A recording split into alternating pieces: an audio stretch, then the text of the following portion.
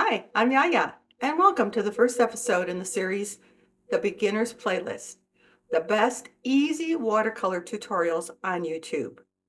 My goal is to recommend the best and easiest videos, as well as sometimes a book, to get you started with your own journey into watercolor painting. I realize this is very subjective, but I have looked at a lot of videos and looked at a lot of books. And these are my recommendations so you know where to start. So come on, let's start the journey.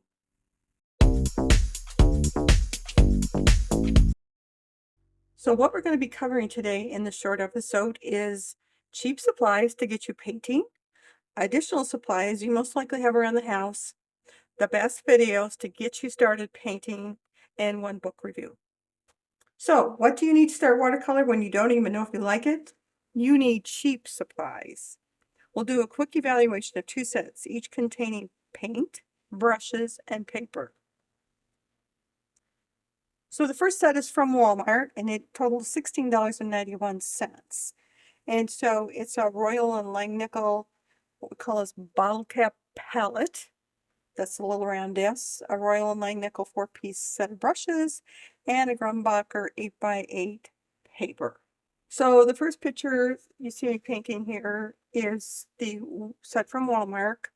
It's a good basic set to start. And my local Walmart has these in stock, which is probably one of the biggest benefits. If you don't order online, you can go to your Walmart store and have it delivered. It is the cheapest of the 2 sets, and it is a good set for doing your basic drills. And you'll see some of the drills I just showed at the very end of the segment here. And the paper is a 140-pound cold press, which is the typical weight that you want a paper, and we'll have another whole episode on paper. It is not cotton. That's one of the negatives. This paper only has one good side, so the little bit rough of the cold press. The other side is smooth. You can use it, but it's a little different texture, just so you know that. The paper is larger, but it's actually more expensive, and I already talked about it's not cotton. And in episode 2, we'll talk about that cotton is really your ideal paper choice. And the brushes are okay. They don't snap back or have points quite as well as the Amazon choice. But it did a good flower. It blended out. Now, I'll show you at the end a real quick one of a professional set. Not as good as I'd like it, but like I said, for a good starter set, not knowing if you want to paint, it is a good starter set. The next choice was from Amazon. The Amazon set again had another bottle cap palette of paints. It did have the snap white brushes, which are my favorite, and I've actually been using those for going on 10, 11 months now, and they're still going strong. And I really like those brushes for a less expensive set of brushes. But if you notice, they're $12.19. When I bought them, they were $7 and something, and with the tariffs thing going on, everything I looked up today has gone up in price.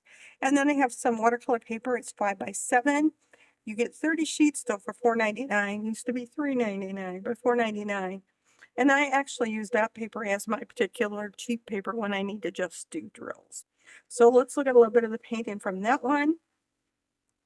And I really do like this paper. You can use both sides and it's less expensive.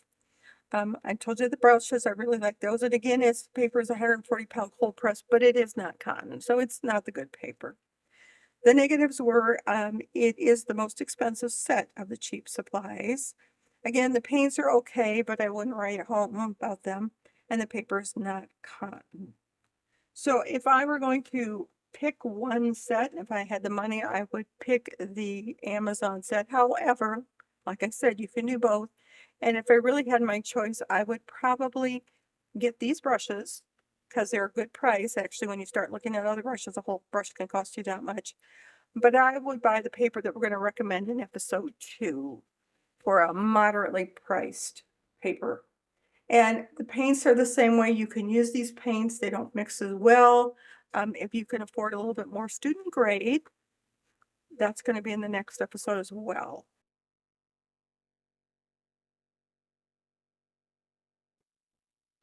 And I don't know if you noticed, but on the professional one that I did at the end, it it blended so nice. It was a little bit paler. I like that in watercolors. You can make it bright.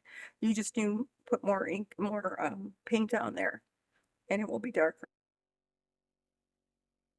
So speaking of student grade, let's talk about paint types real quick. I'm not going to read this whole thing, but basically it explains to you the difference between the palettes we did today, what a student grade is, and what a professional grade is.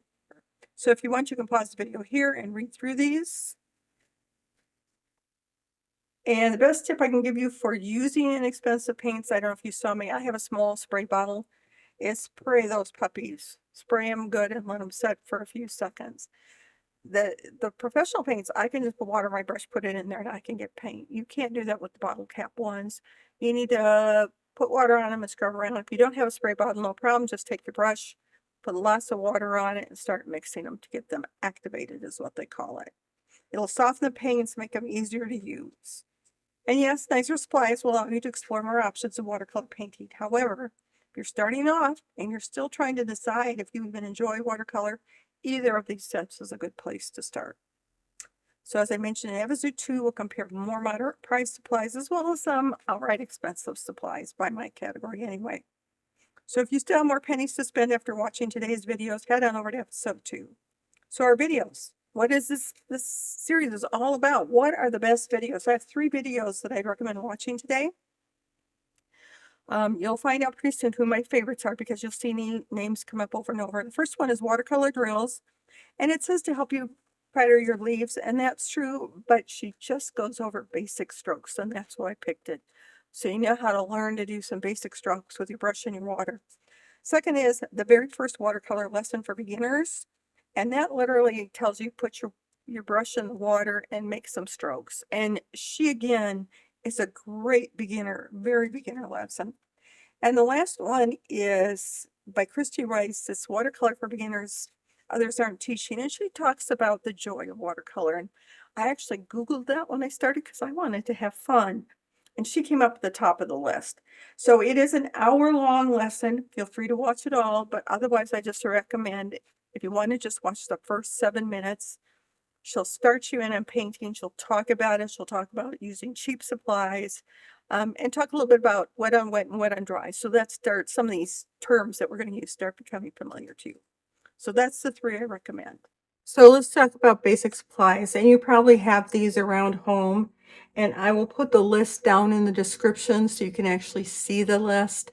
So click down below where it says click here for links, and you'll also see my basic supplies. And the first thing I want to show you is you're going to need two cups to something for your water. And so I started out with 2 of these. The problem was I kept putting my brush on the wrong one and making my clean water dirty, because you're going to want one for dirty water and one for clean water. And you couldn't see me, but on the pictures I was dipping it in the clean water and drying the brush to scrape it up. So just a suggestion, you can use paper cups, you can use plastic cups, but whatever you use, set it aside and only use it for watercolor. Like I said, you can pick these up at a thrift shop. I get lots of things at thrift shop for this. So anyway, 2 jars for water. The next thing is paper towels.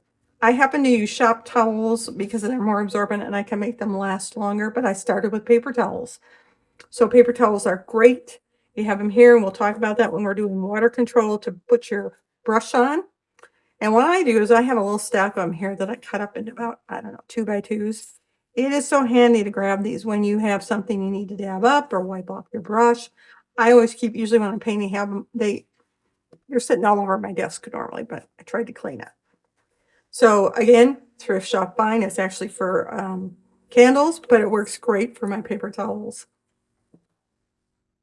Next thing is, this is really helpful, and I don't know if you saw me doing it, but it's just a small spray bottle. It helps to activate your paints no matter what you use. I used it on my palette today. You can use it on the bottle cap palettes. It works great. If you don't have one to start though, just load up your brush with water and put it in there. It'll work fine, but it is handy to have. Next is Q-tips. Again, thrift shop fine here. I keep Q-tips here. We'll talk about them more again when we talk about fixing errors. They're great for that too. So Q-tips, And last but not least is a palette.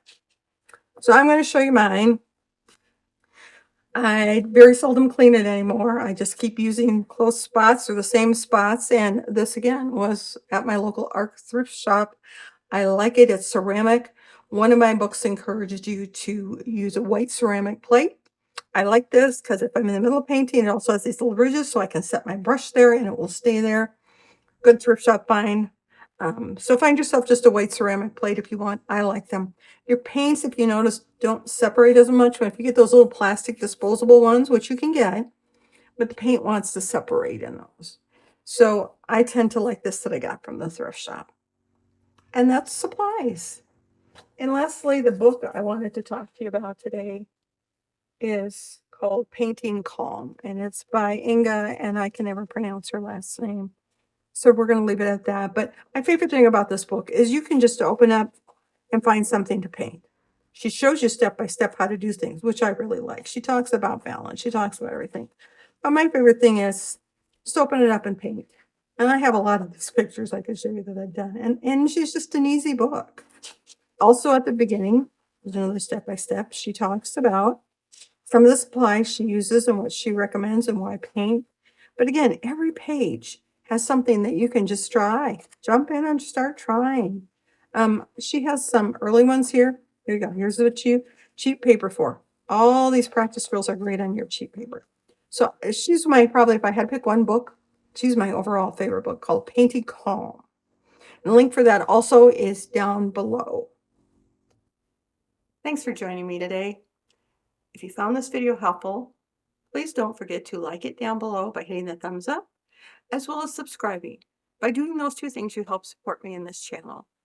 Also, if you want to be notified when the next video comes out, go ahead and hit that bell. So let's close with Yaya's Irish blessing.